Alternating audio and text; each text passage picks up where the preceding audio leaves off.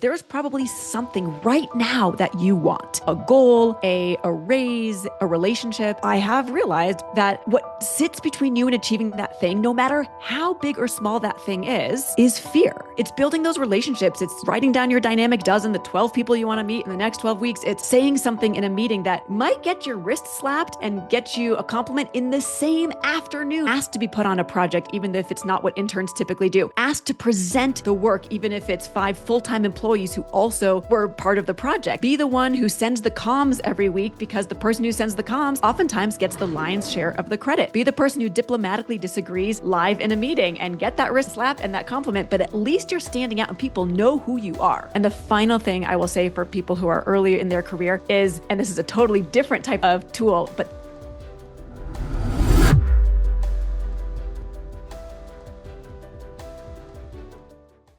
All right, Jenny, it is awesome to have you here on the Learning Leader Show. Welcome. it's so fun to be here. Okay, it's 2011. You're single, you're living in New York City, and you spot a good-looking dude across the train from you. You said you wanted to talk to him, but you're a little too nervous. Then all of a sudden, he got off the train. What did you do next? Well, first, I did nothing as I sat there on the train while the train passed stop after stop after stop.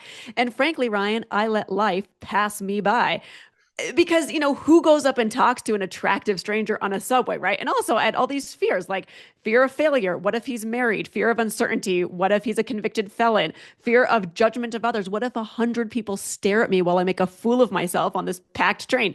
But then when he gets off the subway, this wave of wild courage washed over me. And I had this like, OMG, it's now or never moment. And I chased him off the train. I caught up with him as he's exiting the station. I tap him on the shoulder. I say, "Excuse me, I'm sorry to bother you. You're wearing gloves, so I can't tell if you're wearing a wedding ring. But in the event that you're not married, you were on my subway and I thought you were cute. Could I give you my business card?" How did he respond? He, first of all, I think was stunned and said I think nothing. most guys would like this, by the way, Jenny. I No. think Well, that's most the dudes would thing. say, this is nice. Okay. That's the Anyway, go thing. ahead. Yeah, it's like, and that, like, the fact that you said that, Ryan, is the epitome of wild courage. It's like we get in our own heads. We are our worst enemy. We stay stuck in fear of failure, uncertainty, judgment of others. And as a result, we don't take actions that could set our entire life up for success, right? So he stares at me for a moment, but as you're describing, he was probably digging it. And so I think once he realized what was going on, he said, "Hi, I'm John." We went out a week later. We got married 3 years later. We've now been married happily for 11 years with 2 little hooligans, ages 7 and 9. Wow. Wait, did I read this right that you also said, wait a second, how do you spell your name, John? Is that right? I did, yeah. Okay. So I said, "Is it Jon or John?" And he said, "It's Jon, the Jewish way." And as someone who'd spent a lot of time on the Jewish online dating website JDate, I was excited to hear about the lack of H in his name. John, John, is the apostle. Jon is Jonathan, is the Jewish way, short for Jonathan. And then, like, in a cutesy response, I said, "I'm Jenny, the Jewish way." There's no Jewish way to spell Jenny, but I was just, being clever. And but it was funny that he actually like said that. He knew I was fishing and he took the bait. Hey, it worked. And I, I, Yeah. I love the story. I read the whole New York Times story about it too. It was Uh-huh. so cool. What was it that day that was different from a previous day, perhaps, where Mm, you got some wild courage to say, I'm getting off the train. I'm yeah. gonna go. I'm gonna lead first. I'm not gonna wait for him to chase me. I'm gonna chase him. Like what led to that? Yeah. So that day, it was tapping into my right brain thinking, my going with my gut, my feeling brain versus my thinking brain, which was what I used my entire time at Google, right? So ultimately, I was at Google for 18 years, grew from entry level to executive, always ran something that was in the analytical realm, right? So my most recent role at Google was a team that sat between sales and operations that helped drive billions in revenue. Very, very left brain thinking, very spreadsheet driven, analytically driven, operationally driven. And even in my personal life, I was always thinking with my head and not my heart. I, no joke, Ryan, had a spreadsheet for my first dates. At one point, I went on 5 dates in 24 hours. Like I was on a mission. I had a goal. I was trying to accomplish the goal and it was all spreadsheet based. But in that moment, what was different was that I didn't have time to consult a spreadsheet. That's why and I went with my gut. So the New York Times, when they wrote this article that ultimately went viral, they called the article Serendipity One, Spreadsheet Zero, because it was my gut, the serendipity that won that day. But I fundamentally believe that serendipity isn't found, it's made. And I made my own serendipity that day. I love that quote in your book. Serendipity isn't found, it's made.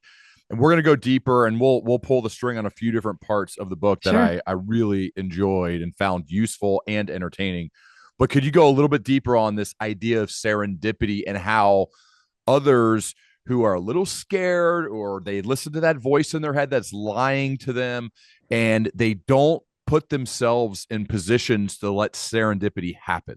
Yeah, it's like my dad always said growing up, you make your own luck, or luck is 11 p.m. in the law library, right? You don't just luck into a law degree. You work hard to get it. You study, make the right relationships to get that job at the law firm. You build relationships with your bosses and your boss's peers to get promoted to partner, and that you make your own luck. And part of it, I think, is that when you are seeking to create your own serendipity, and this is what leaders do well, right? Like the best leaders create their own serendipity for themselves and for their teams.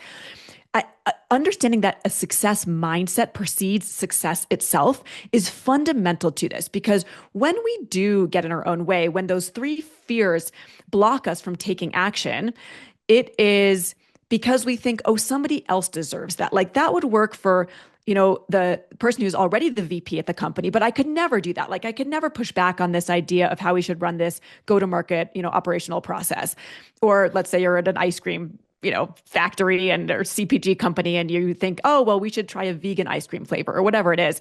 Like, oh, but I'm just entry level. Like, why would I ever be able to bring that idea to the table? It's like, if you realize that a success mindset precedes success itself, act as if you're already the VP, act as if you're already in the room with the higher ups and state your opinion, state your voice, diplomatically disagree with your manager. If you have fresh eyes and you're new to the organization and you think of a better way to do it, that is what I mean by a success mindset preceding success itself. So on the subway that day, well, heck, what would it look like if this were successful? Let's have the mindset of success. And that was the wild courage that pushed me off the train that day. Already speaking with you, Jenny, both off air and on air, it's evident that you're very bright, very thoughtful. You had a huge career at Google. You went from an entry level to a big time job in not that long. So that could be seen or be felt as intimidating to somebody else. As like, well, of course Jenny could do it because Mm, she's really smart. She's really bright. She knows like her dad was good to help her push her. Like mm. she's got all this stuff, but I don't think that's me. What do you? And I'm sure you get a lot of people who say that to you. What do you say to that person who says, Jenny, I'm not at your level. I'm not there yet. Yeah. I don't know if I ever will be. What do you say to them? I'm so glad you're asking this question because you might not be a subway chaser, right? You might not be at a tech company. You might not even be in the working world. And no matter what it is, there is probably something right now that you want, a goal, a raise, a relationship. And I have realized by coaching, tens of thousands of Googlers and non-Googlers, scientists, researchers, corporate, non-corporate people, directly and indirectly, that what sits between you and achieving that thing, no matter how big or small that thing is fear.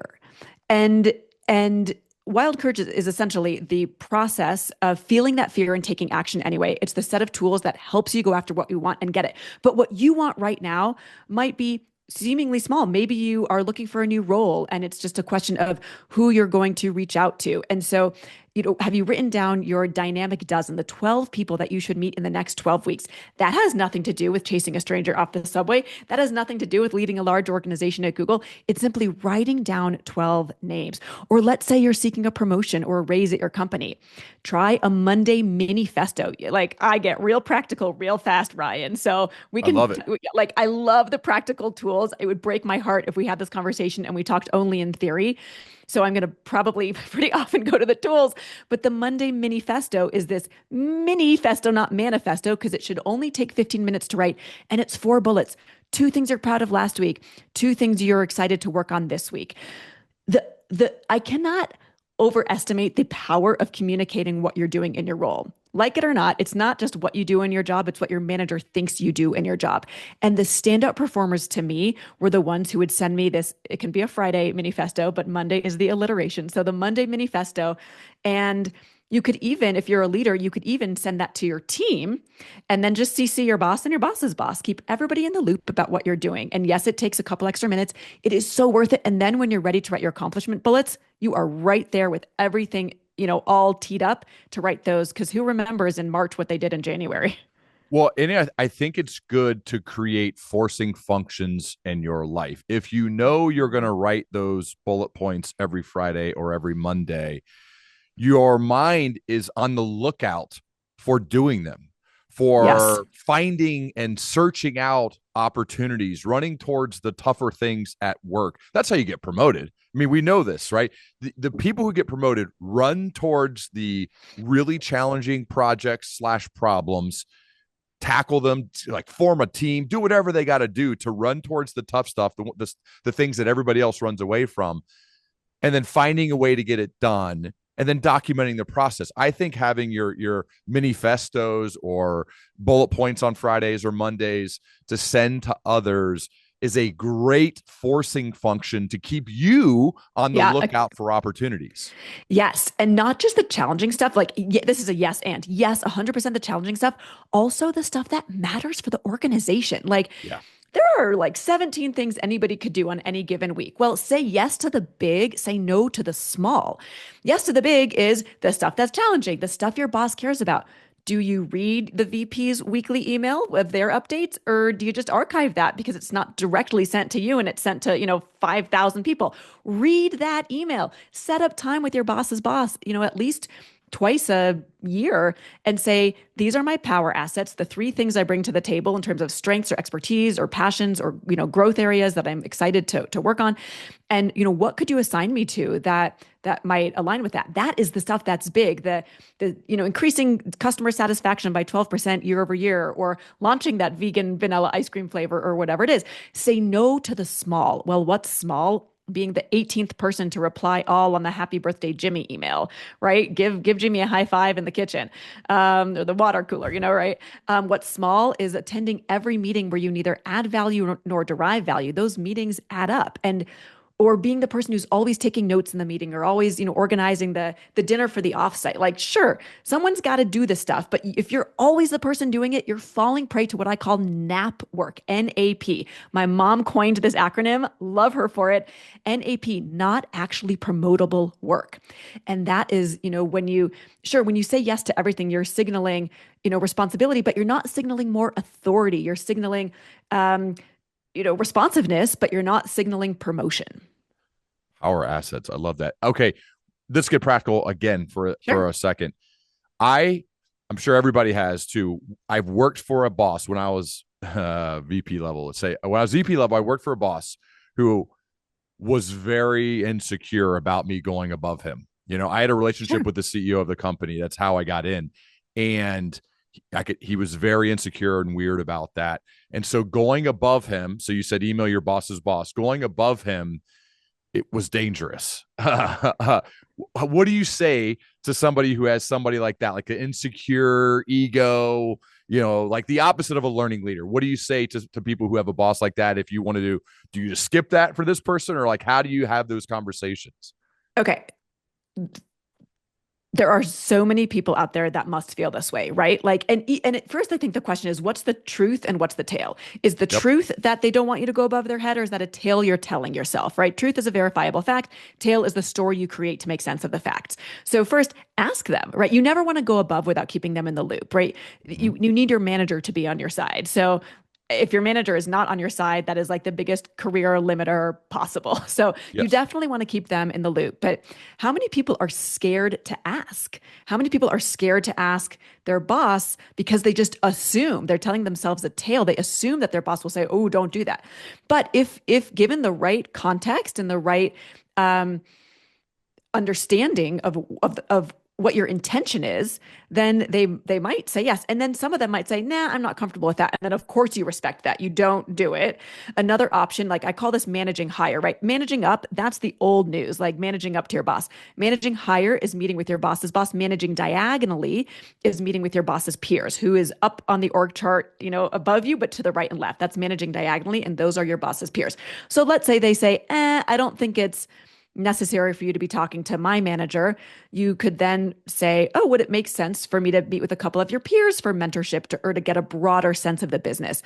And you could bring 3 bullets to your one-on-one with your boss, explaining why. Like you're looking for growth, you're looking to help them look good, you're looking to expand your relationships beyond your org. So you have a broader view of the business and the operations and the processes and the stakeholders. And if I'm the boss in that case, I'd be like, heck yeah, that's going to make me look great. So you do have options. You never want to go above their head without keeping them in the loop. And if they say no, you could suggest other people, perhaps their peers, which I call managing diagonally. Got you. Okay. So did you learn these tactics and ideas and frameworks along the way at Google? Like, I'm curious, could you run through your career because you got promoted and promoted and promoted? Like, what were you doing in order to go from an entry level to a really high up role where then you're also teaching others within Google, thousands and thousands of them, about how to Mm-hmm. manage their career? So there's obviously something that you figured out as you've gone. Well, I figured this out by making a whole ton of mistakes, So, and also just by like observing really good people. But yeah, so I started in an analytical role. I was 26. I mean, I was like a baby, and then I spent about 11 years in sales roles at Google. I spent years in our go-to-market, our strategy and operations team, and then ultimately ran, this operations team that helped customers with bugs, kind of a technical sales in between sales engineering. The Own Your Career project that I ran was a complete passion project. I saw a need to help people outside of what HR was doing and learning and development was doing. I saw an opportunity to help people in a way that was like for the business, by the business, meaning I've never worked a day in people operations or HR or learning and development in my life, Ryan. But I think because of that, I was able to give a very real deal, honest, view of like, this is how it really happens here. Like, this is how you really get promoted. These are the relationships you need to make. This is what you should do when instead of feeling jealous of a coworker, you should, build a relationship with them and kind of steal their homework, right? Steal their blueprint so that you can adopt those same skills that they have, whether it's a great go-to-market Gantt chart or whether, spreadsheet, or whether it's an incredible presenter. Rather than being jealous of that peer, I want to literally write down on an index card how many times they say in a 5-minute period when they're presenting, and see if I can match them, like matching your pace to a faster jogger. Rather than getting jealous, use envy as your engine. And those are the kinds of things that I started adopting myself. And then as I saw really smart, talented, experienced people get stuck at Google and not get promoted and not get raises and not get on the most exciting projects, it was so heartbreaking to see these incredibly talented people not advancing that I just felt so compelled to do something about it by offering up these tips. I wrote down a couple of tips that had helped me succeed at Google. I put together a training thinking, no joke, that a dozen people would come, and 2,000 people came to the first training I led. In person? No, it was virtual. It was during COVID. Oh, okay. That's still insane. Like, It was how did surprising. word spread so fast that you had Okay. the answers? So let's talk about this because, we've got these 9 sizzly traits in the book. Yep. And one of them is called shameless. Shameless is the courage to stand behind your efforts and your abilities. It's about finding your swagger. And because audacity or shamelessness is a survival skill. So, how will you learn whether you've got the goods if you don't act like it first? So, I already mentioned like act as if. I acted as if I was already successful. I acted as if I was the head of this like massive career program at Google, even though I absolutely was not. And I used Google's internal aliases. Like we've got these miscellaneous aliases in New York and Mountain View where people are like, hey, I've got Lakers tickets tonight, or free car seat I don't need to use anymore. And people post all kinds of stuff on there. And there are thousands of people on these aliases. And I was like, well, I'm putting together this training. Let's just spread the word and see what happens. Even though people wouldn't typically use those aliases for something like this, I was like, well, let's get shameless and do it. And people loved it. So I stood Wow. behind a really cool thing I put together, which was this training on how to, at that point, it was called Own Your Career at Google. And I just said, let's just be confident in what I've put together and see what happens. And then people came, and then word started to spread, and it grew to tens of thousands of people using it across nearly 100 countries. Wow. What do you think of the phrase fake it until you make it? I love it. Well, Really? I love it to an extent. Okay. I love it because to me, that's aligned with like, the being shameless. Again, we're using all of these traits in a positive way, like selfish in a positive way, shameless in a positive way, reckless in a positive way. Um, I like the fake it till you make it because that to me gets to the a success mindset proceed must succeed a success mindset must precede success itself. But I think there's also something about being you know that it's not faking it so much as it is just continuing to learn and grow because I guess I don't know, how are you defining fake it in that context? I mean, I I know the classic phrase, but how do Sure, you define sure. it? And I fully get it. I I just have this feeling about the word fake that I'm not, especially Hmm. fake it like, hey, go fake it. I feel like there's a better way to to phrase it than that. I understand the concept, and I feel like Sure. some of it is in the realm of what you're talking about, but I don't see any part of you that's fake, Jenny. I from reading Thanks. your book and all of that, Thanks. I don't. So that's why I don't think it applies. I think like a sort of the concept does. Yeah. Okay. Maybe, and this is a phrase I have in the book, maybe I would invite people to think of it slightly differently and think of it as action, not thinking, provides clarity. There we So go. action isn't faking it. Action is saying something in the meeting, coming off of mute, showing your face in the meeting versus, being audio only, right? Or asking By the someone way, to you mentor shouldn't. you, Nobody at work should be audio only ever. I mean, especially if it, everybody else is video, right? You got to go every with the once in norms a of the while, like culture. maybe you gotta, so life happens, but Yeah, sure, of course. 99% of the time have your video on. Yeah, I mean, if your career is the North Star, be visible, be in the Yeah. room. If you're not invited to the room, ask your manager or ask, somebody if you can come to the marketing meeting if you're currently in sales and you want to get exposure to marketing, right? If you don't have a seat Yeah. at the table, bring a folding chair.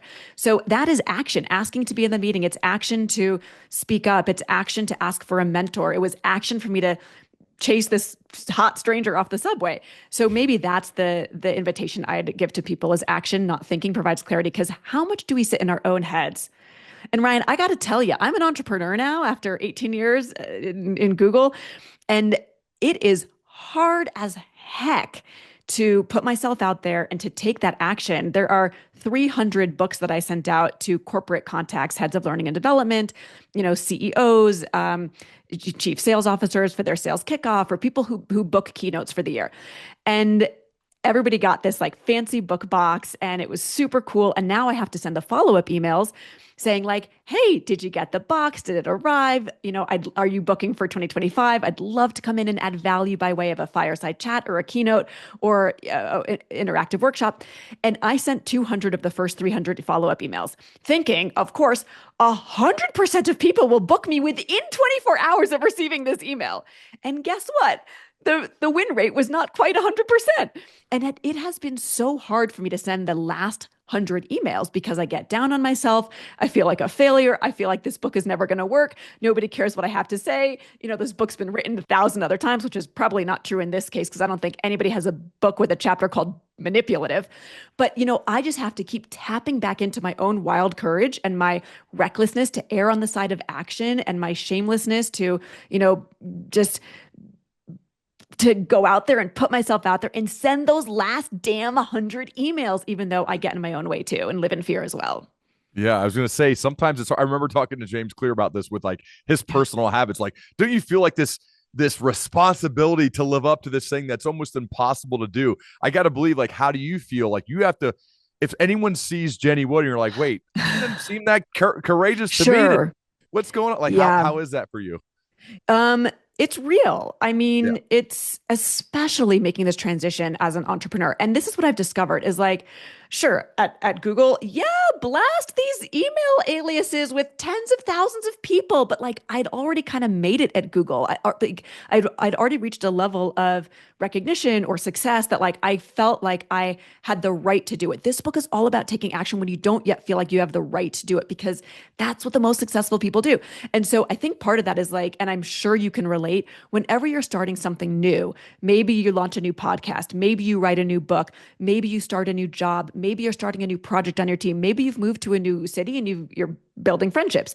It's that newness that gets you right back into those truths and tales, those insecurities, that imposter syndrome. And that's where I am right now. So if people, I have no qualms about the days I get really stuck, because it's just real. And it's been the hardest thing I've ever done is leaving Google and going out on my own. And in some ways I was prepared for it and knew exactly what I was getting into because of that, thinking with my head and left brain tendency to like get all the data and talk to all the James Clears of the world and figure out how you do it and how you build a business around it. By the way, you don't make money on a book. You make money on the consulting and the speaking that comes as a result of the book being your calling card. So I kind of understood the nuts and the bolts and the go-to-market strategy of running a business, but being in it myself, it is incredibly daunting and hard and scary and anxiety ridden. And I just don't pretend that it's not, because I guess that would be faking it, right? And Yeah. so people see right through it. And people, the stuff that resonates most with audiences, frankly, is like me being real, like me talking about the story where I made a massive mistake as a working mom and didn't go to my daughter when she had this terrible accident because I was in New York working, and the accident, let me just give context there to not scare anybody. She was baking chocolate chip M&M cookies with my mother-in-law in New York, about 2 hours away from where my meetings were. And there was an accident with her hair in the mixer, and it tore out some hair. And instead of going to her right away, I made this terrible mistake to prioritize my meetings and my team in the town hall I was leading that day. And like I could shy away from that and say, I'm perfect. I always make the best decisions when it comes to, saying no and like saying yes to my family and no to work. But no, I totally screwed it up that day. Hmm. What made you want to leave Google? Okay, I was driving my son Ari home from choir one day, and I realized we live in Boulder at the base of these, at the base of the foothills, and we live on kind of like windy roads. And I was on one of those roads at night driving him home, and I realized, did my eyes just flutter closed as I'm driving my son home from choir? And I think they had, but you kind of like can't really tell if you like they almost did or did. And I was at that point simply doing too much. And the emotional, mental, and physical toll that all of this was taking on my body, leading my executive operations role at Google, being the founder and leader of this Own Your Career program that had taken off like wildfire with all of this external interest as well, starting to, deal with writing a book and all of that comes with that, with my literary agent and publishers, being a wife and a mom. It was simply too much. I was frequently up with lowercase a anxiety from 2 to 5 o'clock in the morning. And as a result, I was sleep deprived. I was unhealthy. I was tremendously stressed, and I was clearly falling asleep or almost falling asleep at the wheel. And I just said, something's got to give. You can do everything, but not at the same time. And I had to think about what I needed to give up in that moment, even though it was the absolute hardest decision I have ever made, because I just thought I'd be at Google another 15 years and retire there. Never in my plan to leave Google ever. And it's still like shocking to me that I did. Do you still work with them? Like now, are they one of your Yes, clients? number Okay, one client. I figured. Yeah, that Yeah. makes sense. But I was Yeah. so scared. Like, what if they never have me back? What if I can never get a job again if the book fails? Like, and again, truths and tales. Why would I think that they wouldn't bring me in as like a keynote speaker? I'm their, keynote for International Women's Day this year. So it's all very That's so cool. exciting. Okay, in Wild Courage, your book, you say you write about the fact that there are these 9 traits, and you want to transform these 9 labels. You've already Hmm. hinted at a few of them. Yeah. Labels into powerful traits. I'm going to read them, and then we're going to drill down and do a few of them. Is that cool? Awesome. I can't wait to Okay. hear what you pick. Okay. Weird, selfish, shameless, obsessed, nosy, manipulative, brutal, reckless, bossy. Okay, we're gonna start with weird, the number one, and I want Mhm. to actually we're gonna hit a couple of them because I want to talk about one of the favorite people that you've interviewed that you eventually hired. I enjoyed reading this story. Is it Carly Kosiak? I don't. Oh yeah, Carly Koziak. Is that how you say it? Okay. Yeah, You that's right. said this is one of our best hires at Google. Yeah, And I would love for you to go into, because like everybody in the world applies to work at Google. So you're getting the best of the best of the best. Amazing resumes, probably even better when they interview. It's got to be tough to like to choose because you got so many sure. good options. It's a great problem to have. But Yes. why did Carly stand out? What made her one of the best hires at Google? Well, she was weird on her resume. And weird doesn't mean pink hair. Weird means saying something like Carly did that isn't strictly necessary, but stands out because weird is the courage to stand out and to be authentic. Because within your so called weirdness lie your greatest strengths. So hone every ounce of weird you've got. And that could be as simple as saying something like what Carly said on her resume, which was at the very bottom, in constant pursuit of the perfect oatmeal raisin cookie recipe. Now, Carly could have played it safe and done what everybody else does, which is written foodie or enjoys baking. But Carly, in just one sentence, showed that she was weird, like I just described, right? Like had the sentence, that she was obsessed in constant pursuit, right? Obsessed is about push, perform, persist. It's the courage to set your own standard. It showed that she was nosy, right? That she was had the courage to dig deeper and get insatiably curious. And she wasn't just going to stop at one recipe. She's going to keep looking till she found it. And so all of that in one single sentence is what I call brutal, the power of concise communication and being clear and prioritizing concision. So that is why it certainly stood out to me as a weird thing to say on a resume. And then, of course, when she did interview, the colorful, personality matched what was written on the resume, and she had the chops and the business experience and the all the important stuff to go with it. And that's why she got the job. And she just kept, being authentic and seeking growth opportunities within the role within Google, and just kept moving up. One of the words that has come up recently, Jenny, in my conversations on this podcast that I think Carly also embodies is specificity, being Mm. specific. I Oh my think gosh. this is a core trait of people who sustain excellence. It sounds weird, but for example, you write a cold email and instead of saying, hey, Jenny, you're so impressive. Can I pick your brain? You get specific in your praise and specific in your ask. And there's much higher likelihood of you wanting to respond if the person writing you is specific as opposed to being very vague or broad or general. That's what Carly did on her resume, right? She was Yeah. specific, whereas everyone else says, I love to bake. I'm a foodie, right? She talked about oatmeal raisin cookies. And I think even though I don't like those types of cookies, I like that she's specific in her description of herself and her pursuit. That says so much about a person. I like my husband was interviewing for roles a bit back, and I was like, John, the best phrase you can use in an interview is for example, because when you say for example, it forces the specificity. Or Yes. again, let's talk about those accomplishment bullets or the Monday Mini-festo. So here's what vague sounds like. Helped grow a revenue $1 million. Okay, like not everyone's going to have that kind of a huge accomplishment, but let's just say for easy example, helped grow revenue $1 million. That I would give like a red stoplight on my report card here, or like a red rating. Let's go to a yellow rating. Helped drive, or, drove $1 million in revenue, which was 12% year over year growth. Well, we've got context, right? Okay. But now what we're going to get to is what we're doing, by the way, is doubling our numbers, right? We're doubling our numbers by saying 12% year over year growth. That tells us, was it a million on 100 million or was it a million on 500,000? Big difference, right? So 12% year over year growth and here's where we really get specific, by creating office hours that clients could come to every Tuesday afternoon for 2 hours, which had never been done. So now we're both doubling the numbers, which I always say, double your numbers, double your numbers, double your numbers. And we're also adding context around like what it was that you did, what specifically happened, so someone can visualize the creativity of you thinking of this office hours idea, or by, let's say, by bundling products that had never been bundled before, right? There are so many different things you can say, but think about, we think of classic ROI, return on investment. What's your ROI for a bullet like this in your career? It's your role, your objective, and your impact. What was your role? You wanted to um, your role was like the sales leader or whatever it is, right? You were the person who created the office hours. What was the objective? To upsell these clients. And what was the impact?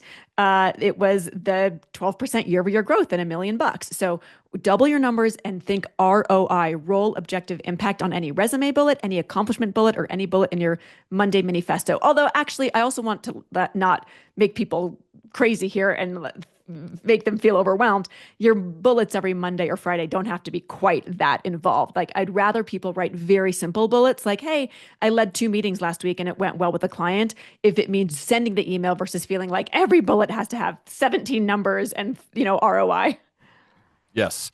Um, you write about goal setting, and this is something that I personally struggle with. I have moments where I set these giant public goals for all to see and judge me on and hold me accountable to. And then I have other times where I'm like, I don't really want to set goals. I just want to stick to the Hmm. process. I want to marry Sure. the process and divorce the results, and what will be will be. And so I go back and forth. I've had certain years where I do it. You have this formula that you call rock, chalk, talk, and walk. What does that Yeah. mean when it comes to goal setting? Yeah, so the rock is the big rock, the big goal you want to set. And Ryan, I'm going to touch into a little bit about the process too, even though this first explanation of rock, chalk, talk, walk is really about the goal setting process. But I think what you're hitting on is really meaningful as well. So let me come back to that. But rock is, what's the big goal you want to set? So I'm literally taking this sticky note off of my monitor right now. And for all of you listening, I'm holding up to Ryan a piece of paper with tape on top because I just took it off. And it says rock, colon, So sell 15,000 US. US hardcover copies, Wild Courage by March 25th, 2025. Nice. Okay. Okay. So that is a very, very clear goal. It's not make this book successful. It is sell 15,000 US hardcover copies, hardcover because that's what counts for the New York Times bestseller list. And people don't realize that, but that's how the lists work. It's got a clear deadline, March 25th, or, let's call it, end of March, because that's the pub date. That's why I put that. But like, that is the rock. I did not say make the book successful. Like, how do you measure that? It goes back to doubling your numbers. How do you know if you succeeded or failed on that goal? So that's the rock. Chalk is you write it down, right? So first I had to think, what is the goal? I wrote it down. I put it on my monitor for me to see it every day. Talk is I say it out loud. Well, I just practiced the talk right now. I said it to you and all of you right here listening. I say it to my husband. I say it to my friends. And I don't shy away from having this big, hairy, audacious goal. Not I want to be a musician, but a Grammy award winning musician that's touring internationally by 2027, right? And you say it out loud so that people can give you ideas, they can introduce you to other people, and that you're not just living in your head with it. And finally, walk the walk. What is the one small thing I can do right now that will help me move toward that goal? It's sending out those last 100 emails that are plaguing me to, get people to bring me in for keynotes, because bulk sales is a huge help to achieve these goals. So that's rock, chalk, talk, and walk. However, you mentioned sometimes they're like, I just want to live the process. Ryan, I think we can get stuck in the goals and I think we can overwhelm ourselves. And I think that sometimes it can take the joy. And yesterday I was writing a bunch of thank you notes, right, to people who've helped me on this book. And my goodness, that doesn't move me any closer to this 15,000 goal. But man, did it bring me joy and man, did it make this process fun. And I oftentimes have gone down a rabbit hole on the wrong thing or gotten too focused on the North Star of making the book as successful as possible week one, right? And I've oftentimes lost sight in the privilege of writing a book. The fact that, as another big time author said to me, Jenny, you're already winning. I'll just say who it is because it's such a great quote. Seth Godin was like, Jenny, you're already winning. You are already winning. You have a big book deal. You've got this incredible gift you can give to people. You're already winning. And like keeping that in mind and just leading with gratitude and enjoying the process, which is really difficult for me because I can be my own worst enemy on goal achievement and having too much ambition or obsession or recklessness or, desire to achieve my goal. So it's tough and I have to remember to enjoy the process. If you sell 12,000 copies that first week, how will you feel?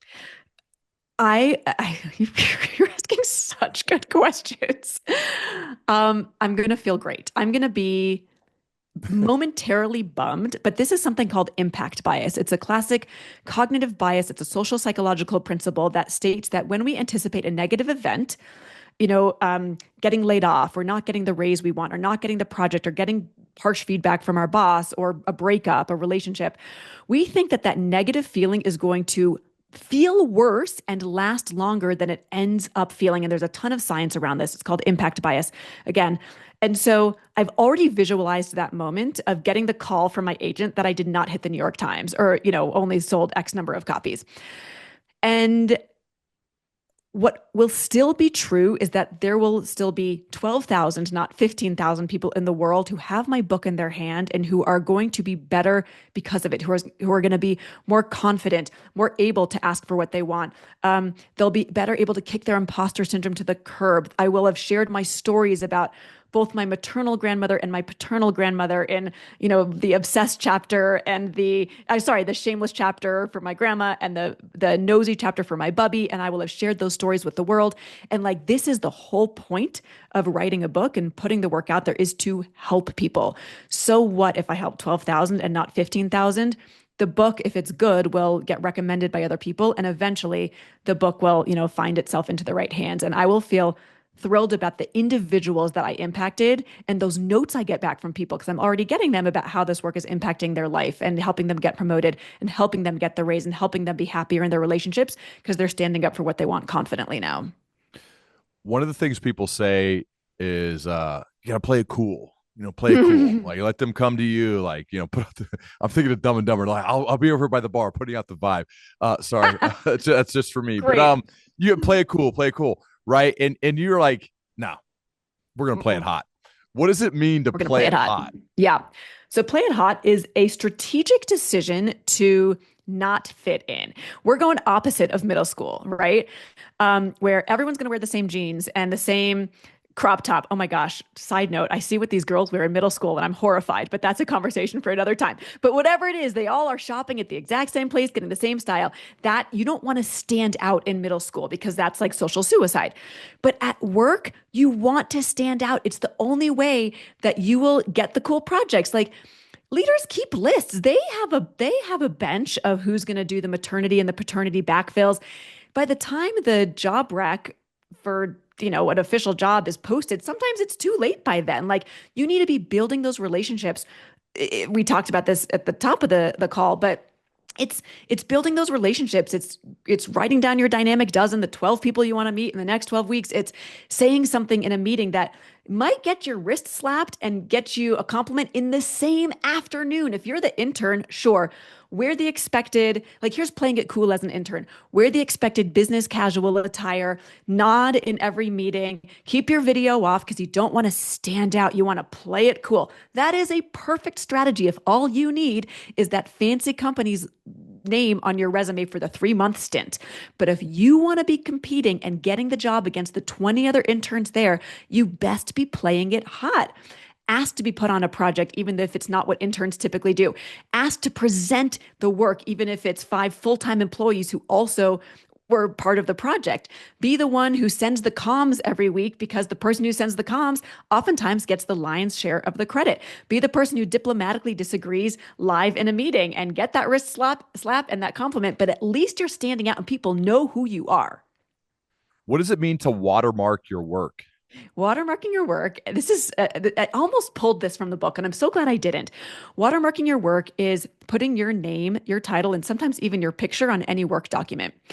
And I almost pulled it from the book because it felt so obvious. But let's say you're giving a presentation to an internal team of 50 people, and your slide one says Q1 business review.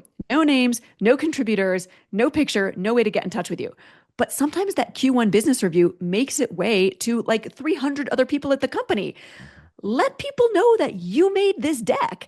And my editor at Penguin Random House, Lydia, she's just so totally delightful. And she's like, I watermarked this presentation I did, and it went up to the top of Penguin Random House. And I'm so glad it had my name and my email address on that first slide because I know that they then they knew how to find me and they knew, what else I could do. Like think about a remodel in your neighborhood. If someone puts a sign on the front, like oftentimes they'll put a sign on the front lawn saying what the name of the architect or the remodel company, the contractor is, right? So, like, call that shameless, but shameless is about letting people know who you are and what you can do and what you stand for. And maybe somebody else in the neighborhood wants to remodel, and you're actually helping them by making it clear what you offer and the great work that you do.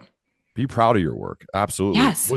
Was there really, is this true that there was an NYU Facebook group called, I'm going to butcher this name, Stephanie Germanata will never, you will never be famous. Is that true? That is true. Yeah. Okay. So Stephanie Germanata is not famous, but Lady Lady Gaga, Gaga is. her alter ego, sure is. And so what did Stephanie do in college, right? She was shameless. She didn't set her bar against everybody else's. She's like, these people are not relevant to me. My goal is not to please these peers at NYU. My goal is to be a massive pop star.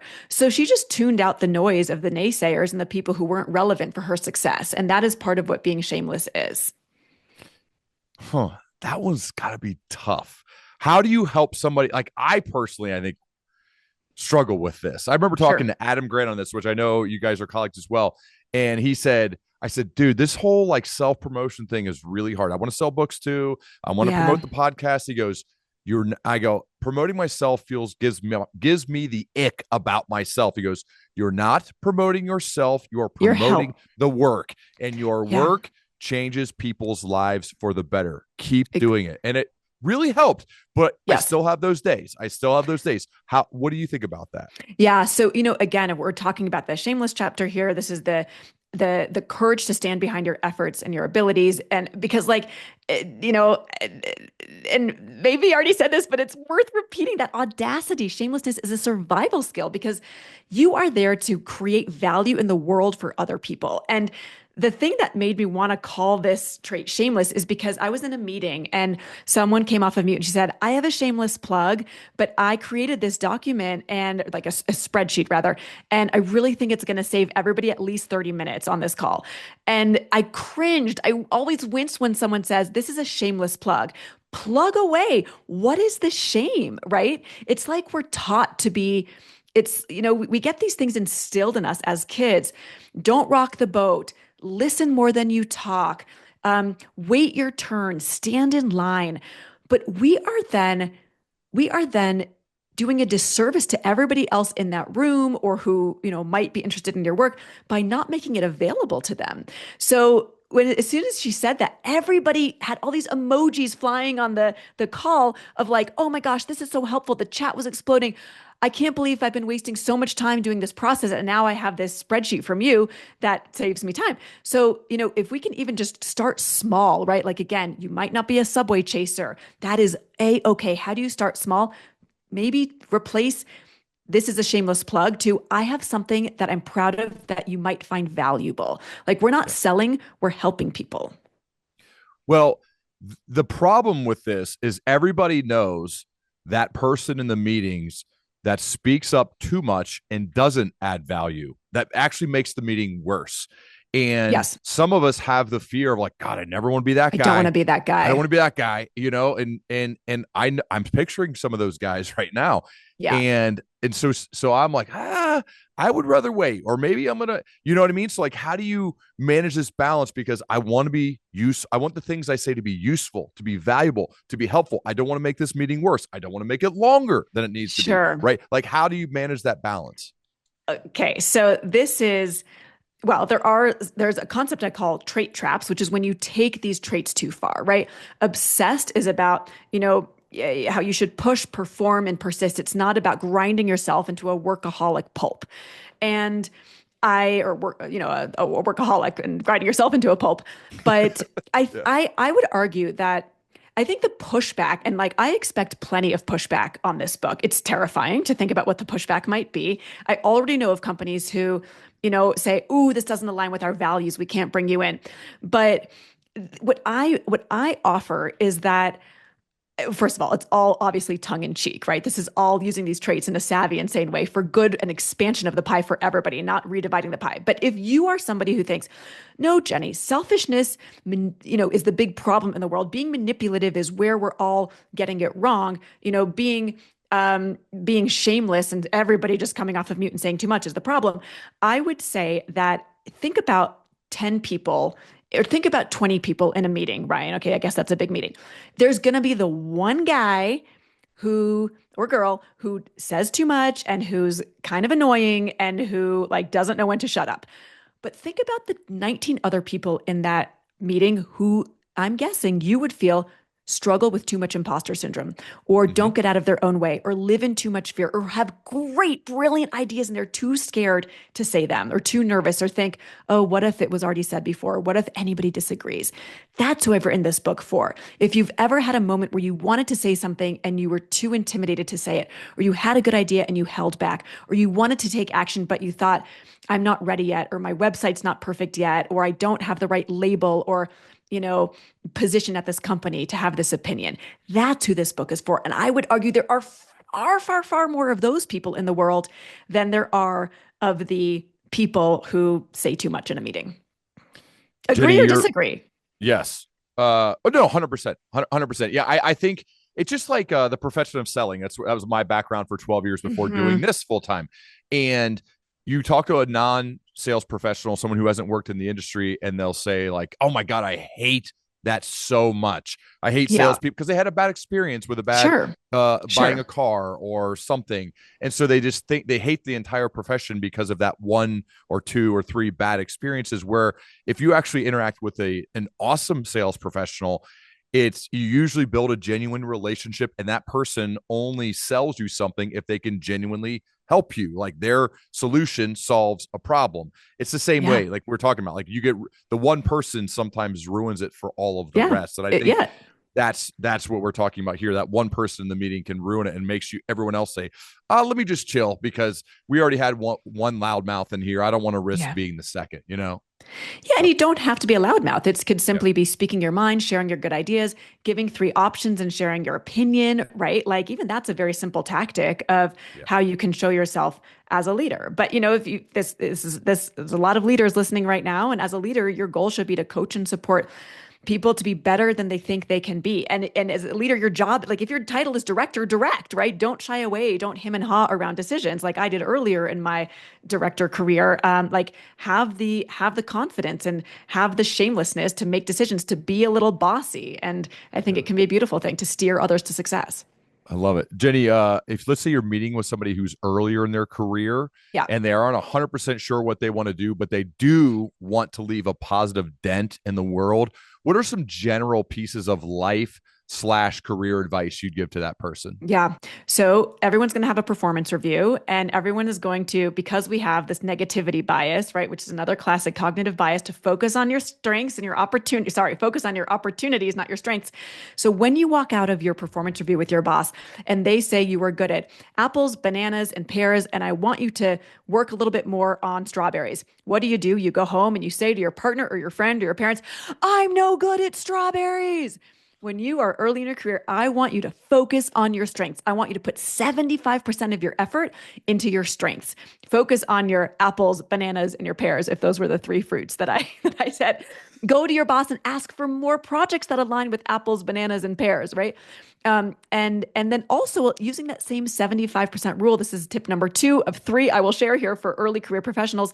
But number two is say yes to 75% of things that come your way and say no to 25%. You never know where you might strike gold or, find an incredible opportunity if you're protecting your time too much. Then when you're in your 40s, let's say, flip that ratio and say no to 75% of things and yes to 25% of things because you have a better sense of what you actually want to be focusing on. And the final thing I will say for people who are early in their career is, and this is a totally different type of tool, but this is all about your written communication. And this is called woo with you.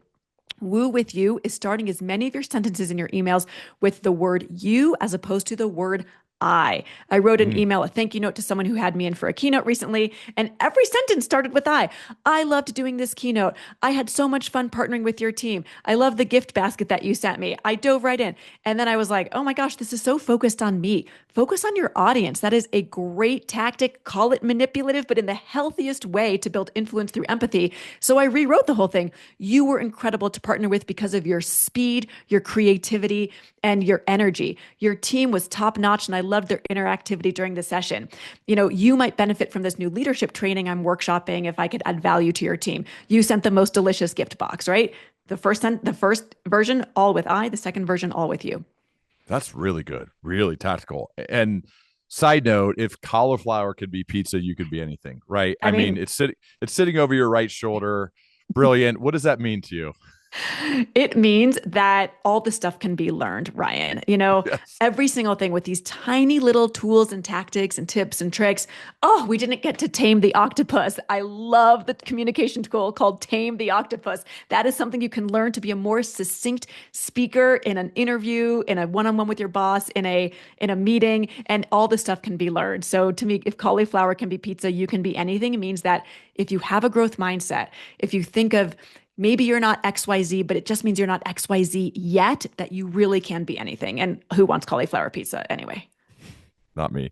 The book's called Wild Courage. Go after what you want and get it. It is really good. But a combination of story, science, practical application, which Mm. is my favorite type of framework that the best of the best seemed like everyone tries it, but not everybody gets it right. And I feel like Jenny, you really have here. And I really enjoyed preparing and Mm. enjoyed our conversation even more. So thank you so much for doing this. I highly encourage people to get Wild Courage. I like am really rooting for you to crush this 15,000 number. I give you credit for sharing that. I have never done that. And I don't think I had the courage to put a number on it because Yeah, then you could fail.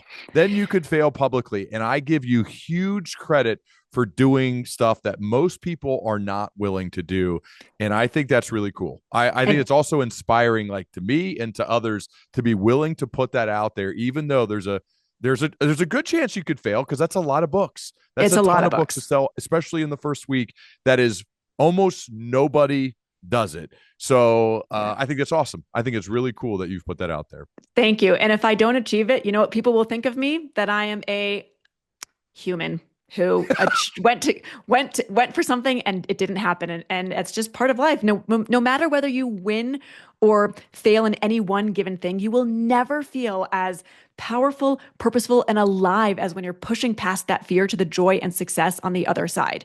So put the number out there, make it big, and push past the fear, because it's not the single thing that matters, it's the habit of wild courage.